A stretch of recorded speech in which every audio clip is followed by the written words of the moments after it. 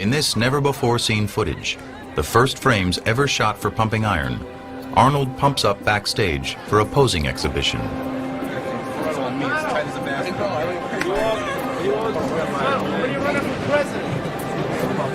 When Nixon gets impeached. It's just too much pressure, you know. I mean, I'm competing now for 10 years, and after 10 years I feel like it's enough, you know. You have to let other people have a chance, and just leave as a winner. Yeah. Suppose Louis beats you. He doesn't. There's no such thing. We did a scene up what we call the Muscle Rock, where we went up in the Malibu canyons and up to the top of the mountain there, where they had the best kind of lighting for taking photographs. So we brought the whole camera team up there. In this outtake, Arnold and his buddies work on posing routines for the upcoming contest in South Africa. If Louis hits this one, I fall up with this one. And Louis can't go into that one? Instantly with this one. Louis don't follow that one? He could, but you know, Arnold has done this one. You know what I mean? Right. Okay. Almost nothing made it into the movies, but it was really a fantastic, I think, sequence. Just to show again that we were all friends. Good. Not bad. Big. Nobody will look at the legs. And the reason why it didn't really work was because when we edited the movie, we wanted to show some kind of a competition. Rent was cheap. By day, they trained at Gold's or on nearby Muscle Beach, and at night, they let off steam, often at Arnold's bachelor pad in Santa Monica. The main man is here, guys. The cameras never stopped rolling. Mr. Universe 1975. Cheers to the Mr. World. Robbie Robertson. Hey, wait a minute. Let him hit a double shot, a double bicep shot for this lady here. Hit it quickly. Hit a double bicep shot. Come on now. Come on now. Hit 3 shots. All right. All right.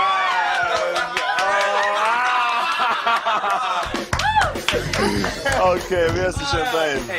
Okay, the era from like 1970 to 1980 was probably the most fun I ever had in my life. Come on, Franco.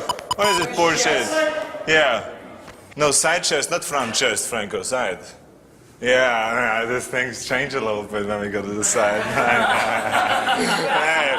Hey, look, Franco, what you have to do is when I say side chest, then hit the side chest and then it come out.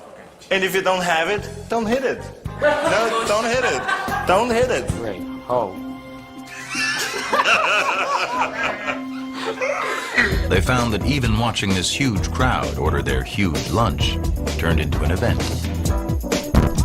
We went to a restaurant where all the ordinary people were sitting, which we called the ordinary folks. And we were sitting there on the table and people were just looking over kind of like, who are these guys?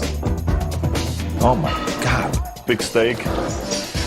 Scrambled eggs. 6 eggs over each. The big steak, and I want a tuna omelet. And a tuna omelet? Yeah. Oh, look what he's eating. He's eating 3 hamburgers in one shot. Oh, God, well, who are there's these gladiators? I mean, they couldn't figure it out who we were, you know? And we loved that kind of a scene, you know, to shock people. The filmmakers often set up situations to see what would happen. So a lot of different chances were tried. They turned Schwarzenegger and Mike Katz loose in an amusement park. Hey, they made a statue of Mike. That is a good one, Mike.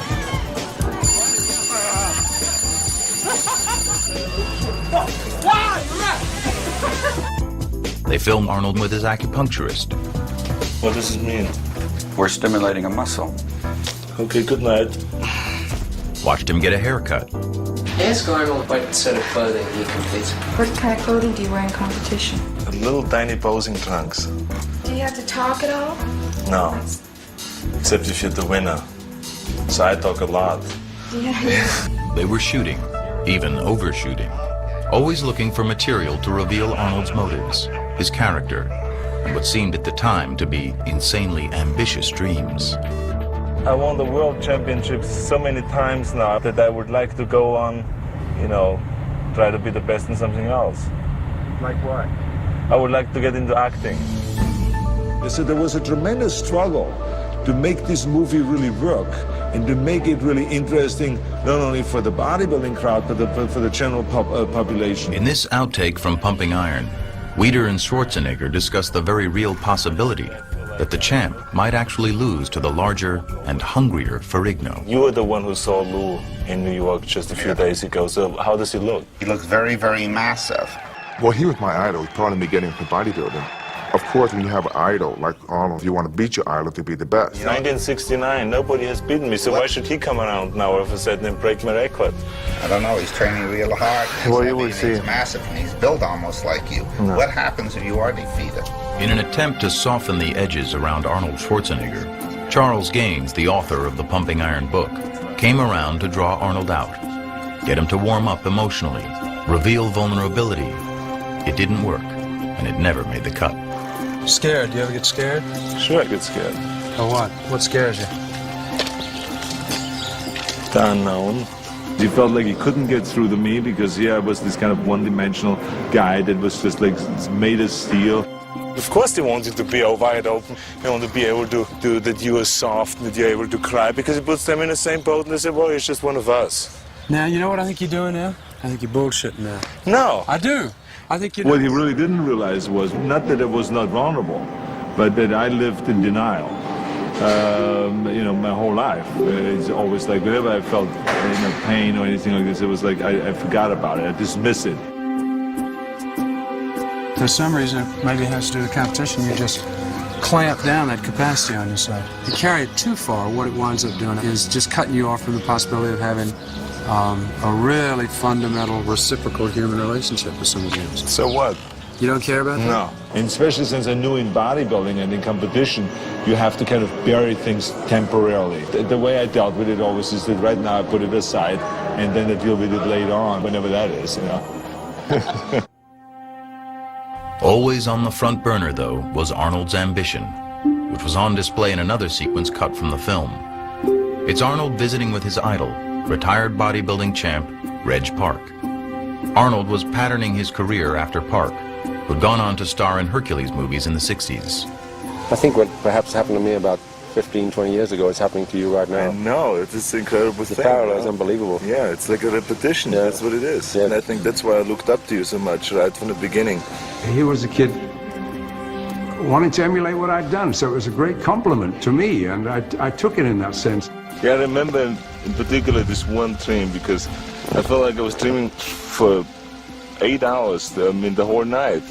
And it was just, it was like, you know, me being a king and staying on top of a mountain, and there was no room left for anybody else up there, okay, just for me. I mean, the whole thing was so much like, you know, a victory dream. To do that, and to give the film some Hollywood sizzle, Butler approached Bud Cort, the hot young star of MASH, Brewster McCloud, and Harold and Maude.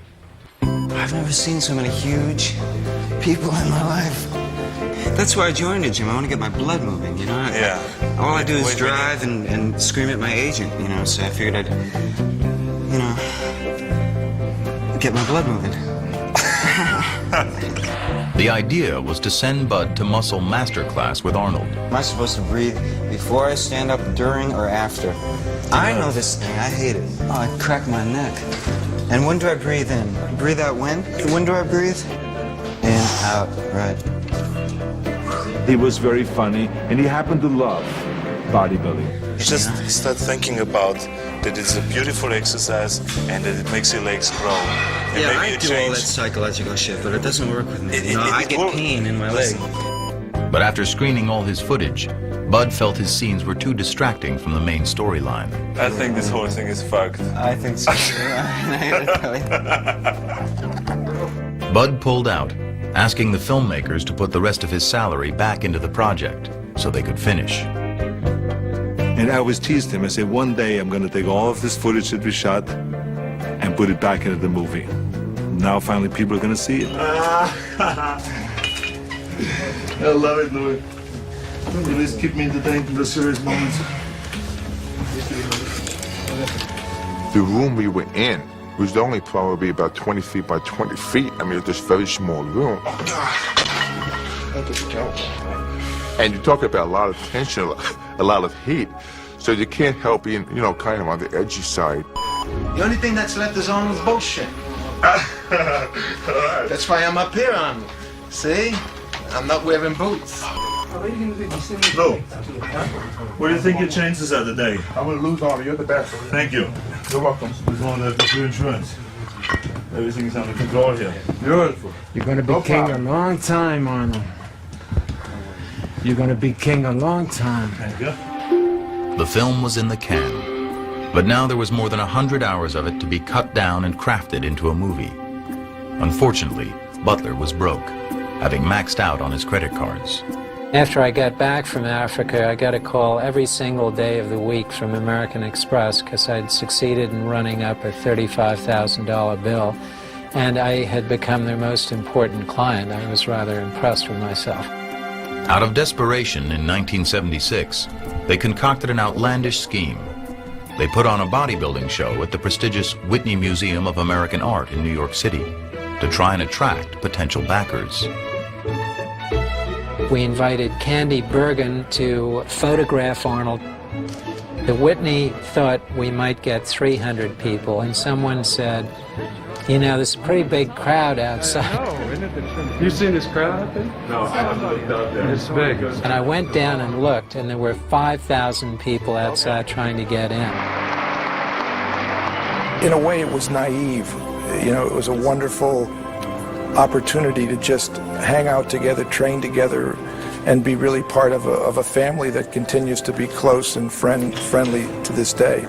We all stuck together and had fun doing it. There was a certain kind of a unity there and a certain kind of a camaraderie that was unlike anything else. And that's why when you look at it today, there's nothing else like pumping iron.